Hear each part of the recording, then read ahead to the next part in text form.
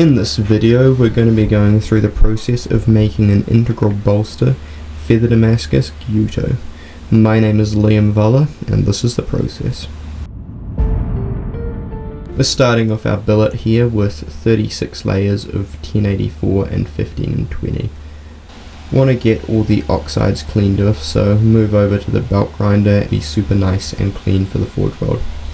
Then I get it all stacked together with a clamp so I can cut multiple at once and get it chopped up into sections that I can then stack up and get welded. Just using an angle grinder with a cut-off disc works pretty well.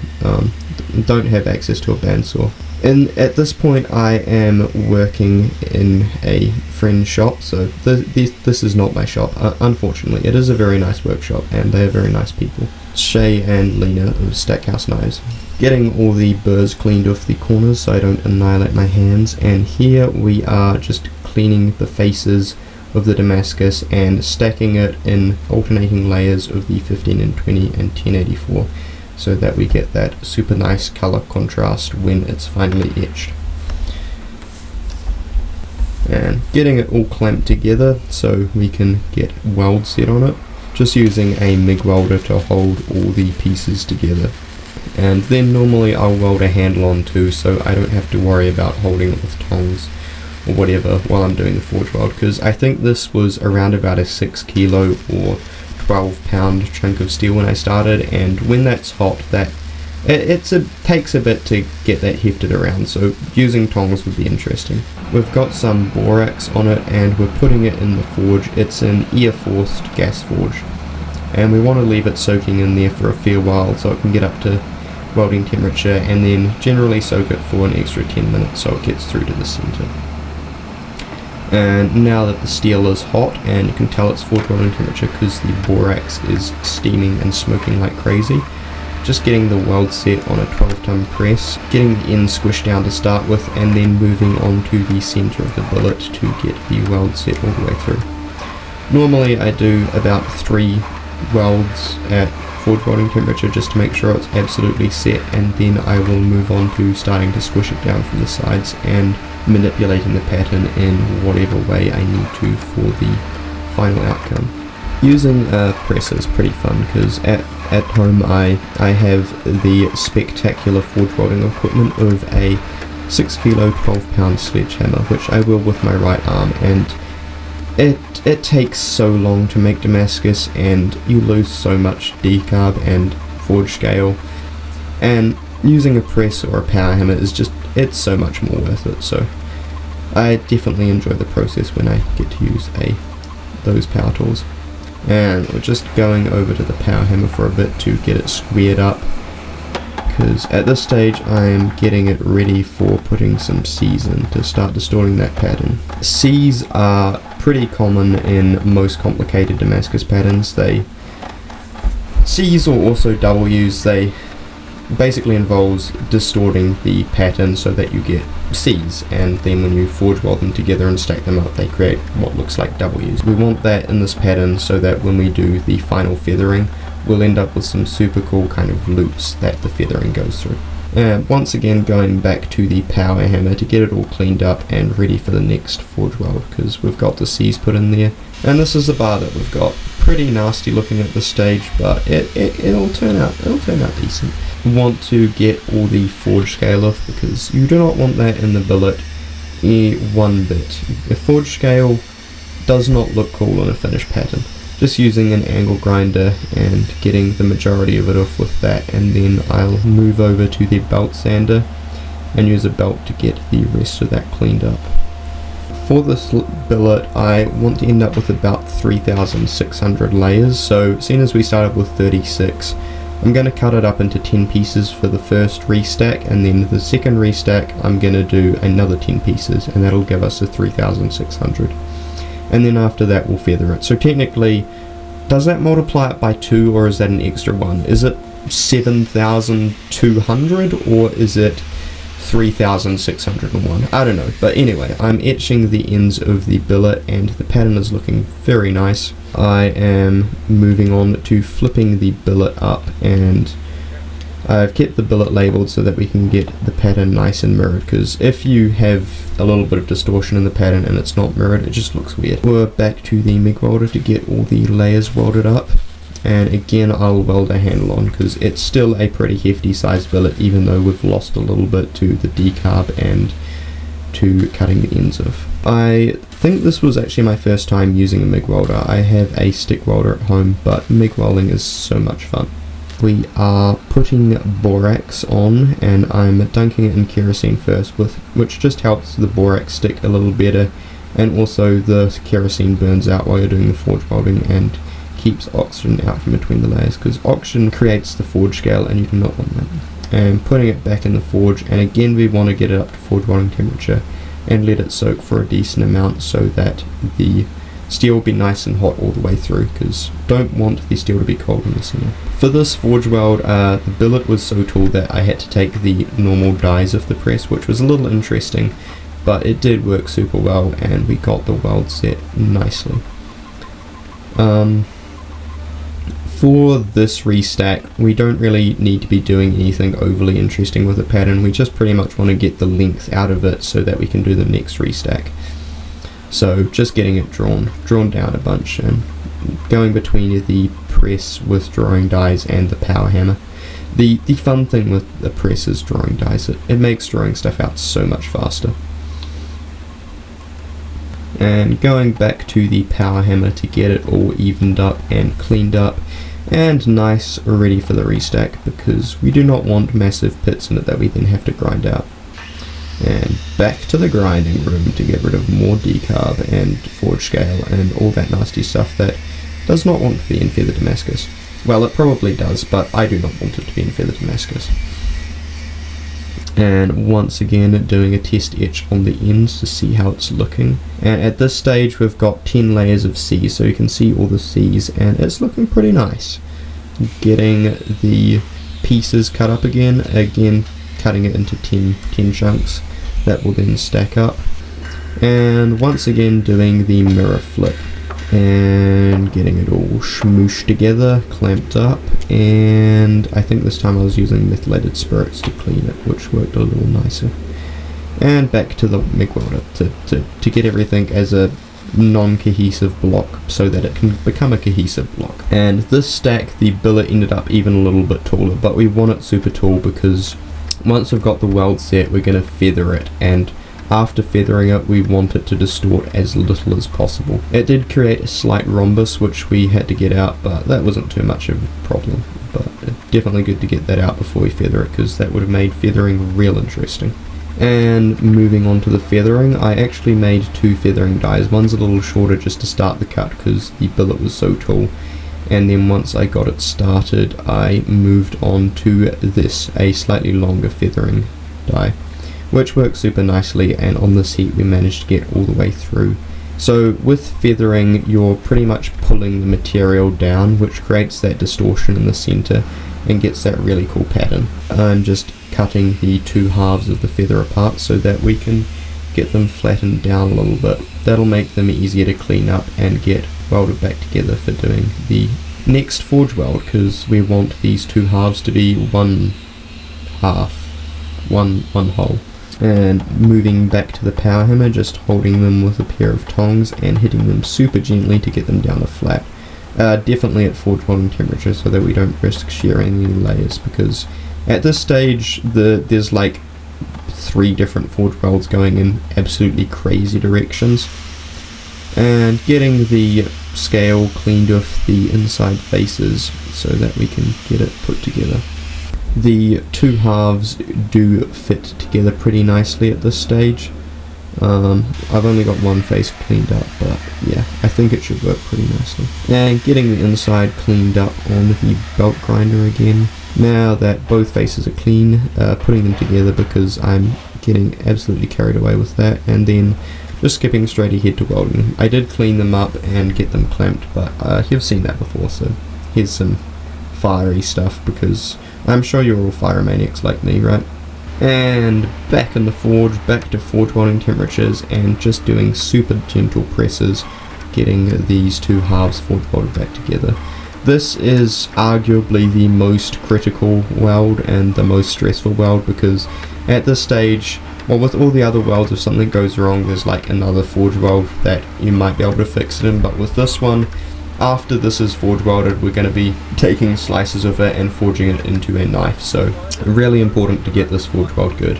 I think I did about 5 heats at forge welding temperature between the press and power hammer, just making sure that was one piece of steel. And back to the power hammer, just getting it squared up a little bit because it's a bit of an interesting shape, and I dropped it. Classic me. Once it's a rectangle, I let it cool down super slowly to make sure that, you know, it's a little bit softer and easier to machine, because with feather Damascus you don't want to draw it out too much, so you normally take slices of, and normally you'd use a bandsaw for that, but I had no bandsaw, so angle grinder, which took a while. Here is the pattern, and it is looking pretty cool.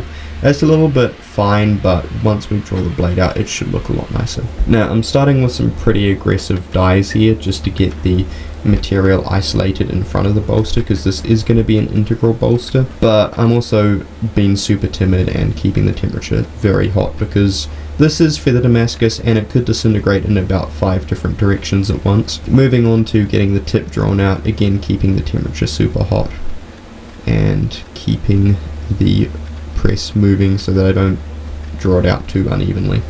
And now that I've got the blade drawn out a bit, I'm going to isolate the material and squish down what is going to become the bolster to get that widened up a bit and get that material out of the way so I can start drawing down the heel, because the heel is going to come below the bolster. It's a super interesting design, it's super difficult, an absolute pain to hand sand, but it looks super cool, so I think it was worth it.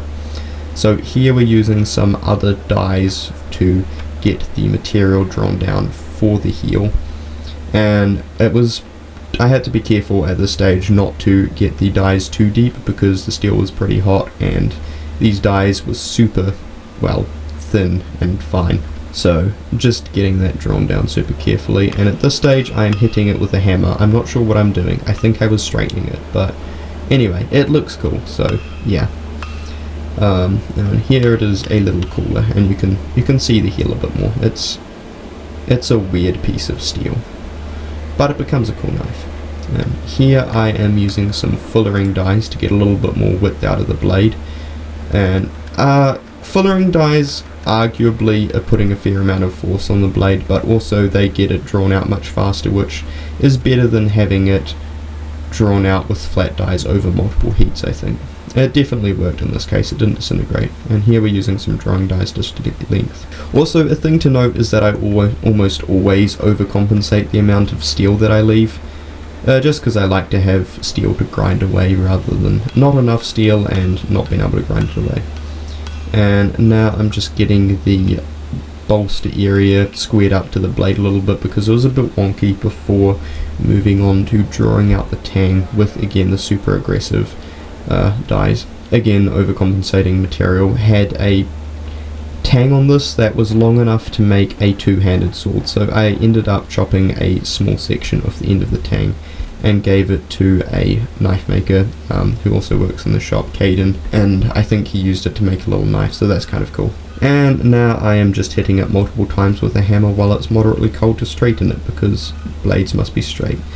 And here I decided to do a normalization cycle, or an anneal. I get them confused. Basically relaxing the steel so it's easy to machine. I also did a couple of normalizing and annealing cycles in a kiln after this before quenching, and this is the chunk of steel, the unlovely block, which Musica template. I did a design beforehand and I'm just getting the design on there. There's a fair bit extra steel, and using a 2x48 grinder, probably with a worn out 36 grip belt, just to get the profile ground in and cleaning out the tang a bit, getting all the faces nice and a little bit less steel of the knife so that it's not just a massive cleaver thing. Now this is back in my workshop, so this is my 2x48, my very primitive setup, but it works. It's just, it takes a bit sometimes. The 2x48 is a nice grinder though. And I'm just getting the faces of the bolster squared up so that they're nice and even So I have reference points that I can check where the tip is and do scribe lines for the bevels later on. Just having something flat and parallel to reference with is super handy. And calipers. And here I am in another friend's shop, Skye Eilers, doing heat treating and also using his mill to get the area for the heel bolster transition isolated, because that's kind of an interesting area where I wanted to have a pretty crisp corner, so using the mill for that definitely helped, and I managed to do some nice controlled normalization and annealing cycles in his kiln, so that was very nice. Also had a great time hanging out with him. He's an excellent dude. And here I have got the steel austenized in the kiln, and we're putting it into some quenching oil. This is actually aqua quench, which is a little bit fast for the type of steel, but it worked just fine. Got it nice and hard. It did not disintegrate, so always a pro. It was a bit of a warp though, so I'm straightening it out with a gas torch. And the idea with this is you just heat the spine up to around about purple peacock, and then overcompensate and bend it in the opposite direction and cool it with water. And that gets the bend out of it most of the time. Here I'm just scribing some center lines to grind the bevels to with my height gauge, and that's why getting the bolsters flat was important, because everything on this knife has been referenced with those bolsters. And now we're moving back over to the 2x48. Probably got a 36 grip belt on here, or at least a 40, something pretty coarse, just to get most of the material removed, because at this stage the knife has been quenched, so the steel's pretty hard, but normally I prefer grinding knives after quenching them, so I don't have to worry so much about warps. The isolated heel again was pretty interesting to clean up on the belt grinder. I had to fiddle around with that a bunch to make sure it was even. I got the radius in for the plungers with a round wheel. They're pretty deep plungers, so there's a fairly decent radius on them. Something that I quite enjoy doing is wearing a head torch while I'm working, as it allows me to see things a little better. And here I'm just cleaning up the choil area and also the plunge lines with some sandpaper wrapped around a kind of weird drill jig that I made, just to get them cleaned up a bit, because they're a little bit wonky. That worked pretty nicely. Here I'm going back to the 2x48 on a slack belt, and I'm just putting a little bit of a convex on the edge. So I've got a flat grind down to a pretty fine edge, but just put a little bit of a convex on it to give it some more edge durability, and also it helps a little bit with food release. Now that the blade has been ground, moving on to getting a block drilled for the handle. So this is some purple stabilized maple burl. The client specifically requested purple burl based on another knife that I'd done. So just using a drill press and getting the hole drilled and widened out, and it fit pretty nicely. But I did touch up around the corners a little bit with a file so that it fit even more snugly, and there we go. So the next step I want to do is get the handle bedded so that it'll index back to the same spot. So I'm putting a little bit of beeswax on the tang and the front of the handle, because we just want the glue to stick to the inside of the handle, not the tang, because we want to be pulling it back off again. I'm using Skye 4:1 epoxy and just mixing up a solution. I like to use scales so that I can get the weight exact. So we're pouring it in and getting it nicely mixed up. We pour it into the handle and put the tang into the handle, and then I made up a custom kind of handle clamp to hold it together while the glue dries, and that has worked super nicely for me, because in the past I've done weird jigs where I've had weight and stuff like that, which somewhat worked, but also I haven't used it too many times, but this has worked pretty much flawlessly every time, so it's been super nice to work with. Now that the handle is bedded, I'm getting a center line laid out on the handle block so I can grind it down parallel on each side, and then I can put reference lines on the rest of the handle once it's centered to the tip. And I'm just checking here to make sure that the tip is in the same spot. If I put the height gauge to a certain height and then flip it over, the tip should come out the same each side, which it indeed does. Moving on to doing some more layout lines. Yeah, I do a lot of layout lines. I I need to do more, but I've certainly found that the quality of my work has increased a lot since I got the height gauge. And also calipers, definitely the most used tool in my shop, possibly contested by a half brush and shovel, but yeah, I use my calipers a lot. We're getting the 2x48 again set up with a 48 grit belt and a square rest so I can touch up the sides and get the profile of this knife dialed into where I want it to be.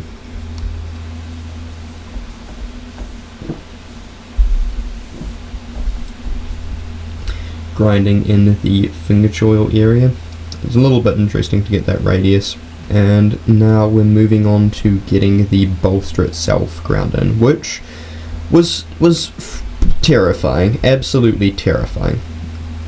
But it went pretty smoothly, and I'm very happy with how even I managed to get the bolster. It looks pretty nice. Getting the handle block shape down so it matches it. Got to get all the radiuses on the corner to match the handle to the bolster, but I plan to do an heirloom fit where the wood is slightly raised, so I need to leave the wood a little bit oversized, which adds a little bit more of a challenge to it. But we're just getting the corners rounded out now, and I'm starting to get the finger groove area dialed in.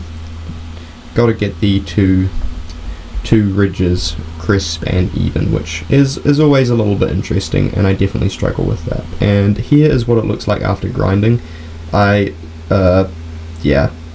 nearly dropped it, but we did not, but it's looking pretty nice. So now on to my favorite part, hand sanding.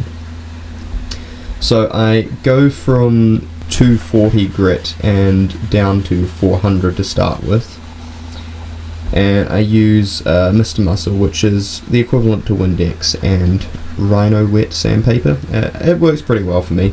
It takes a while, but it works well.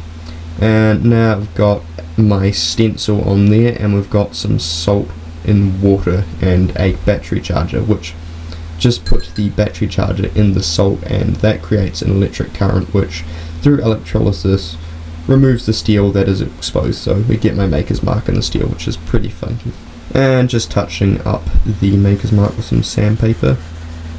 I do take this to 1500 grit after doing my maker's mark, but I think I was bored of hand sanding, so I skipped over that. So here is 1500, where I am getting the knife into ferric chloride acid. And what that does is it eats away the 1084 but leaves the 15 and 20 alone, and that gets high contrast in the pattern. So this is after soaking for a bit. We're just pulling it out, and you cannot see the pattern at all because my cinematography is awful and head torch is shining on it. But between etching cycles, I normally do 3. I clean up the oxides on the 15 and 20 with some 3000 grit sandpaper, and it's a pretty interesting knife to sand because there's so many facets, and getting into the corner where the heel goes into the bolster, that was an interesting transition to get. But now that we've got the knife all sanded up, and I did 3 etching cycles on it, so now we put it in the acid again just for about a minute to get a super light oxide layer on it, and then we take it out, wash it off with some water after spraying it down with some Mr. Muscle, because the ammonia in that neutralizes the ferric chloride. We then go ahead and put this in a pretty heady brew of Nescafe instant coffee. I left this in overnight, so for 24 hours. I'm just starting up my gas torch again because I like to dry it off with a gas torch. It's probably a little bit hot, but I don't over temper it because I'm just getting the water off. But get the blade dried off so it doesn't rust, because we want to let that coffee set for another 24 hours so that it's nice and solid and we don't rub it out when we start polishing the rest of the blade. So protectively putting some toilet paper around it because blade must be protected. And here's after the coffee darkening. Again, I think I'm moving on to 7000 grit sandpaper, but I'm just super lightly going over the 15 and 20 and getting all the oxides polished off, but trying to get the nice dark coffee darkening in the 1084 super crisp and black. Again, that it's an interesting transition. got it polished up super nicely, and I got the handle sanded to 1500 grit as well and polished. So it's time for the final glue up. I also got a little bit of the radius around the wood for the earloom. So putting again Norski 4:1 epoxy on the tang and in the handle, just making sure it's covering all of the parts, and then we put the handle on there and let all the glue ooze out, and then pretty much just put it back in the clamp and let it set. But I generally come back every hour or so, every half an hour to an hour for the first 5 hours of it gluing up, to use a little bit of acetone and toilet paper and chase the errant glue which is oozing out, because you do not want that on your finish knife, and removing it after looks kind of dreadful, so I just like to do it while it's gluing. And next morning, after the glue is dried up, I normally leave the back end of my handle unsanded, because just in case it cracks or something. So now that this glue is dried up, I've got to go back and sand it and get it up to I think 3000 grit, same as the handle, and then just polish up the sides of the handle a bit, because I'm being pedantic and probably slightly excessive. So now that the handle has been sanded and excessively polished, I am now putting a light coat of Danish oil on, just to get the wood to pop a little bit more. I normally do 3 coats and buff it out in between, just to get a super nice sheen on it. Then occasionally I'll go over and add some vegetable oil when I'm putting the oil on the blade. I like using vegetable oil just because it's simple and anyone can use it, and also it's food safe, which is quite nice, and it does work very nicely for preventing the blade from rusting. Now that the knife is, well, pretty much finished, the only thing left to do is put an edge on it. So starting here with an oil stone, I think I'm on the fine side because the edge is so thin. So just getting a little bit of a burr formed on each side and trying to keep a pretty shallow angle without disturbing the Damascus. Now I'm moving over to a waterstone, starting on the coarse side.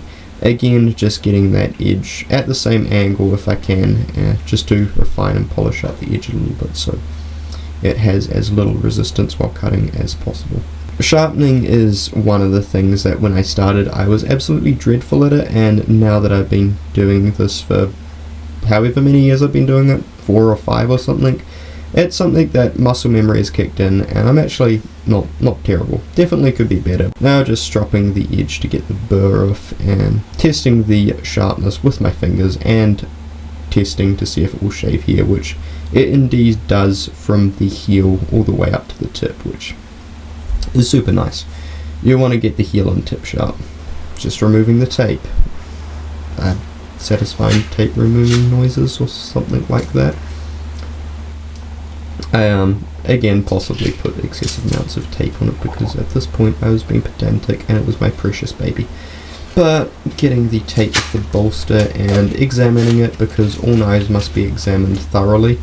And now I'm just giving it a light coat of canola oil to protect the blade from rust, and also the canola oil really makes the Damascus pattern pop, which is super nice. And that is pretty much the process. So cue some finished shots.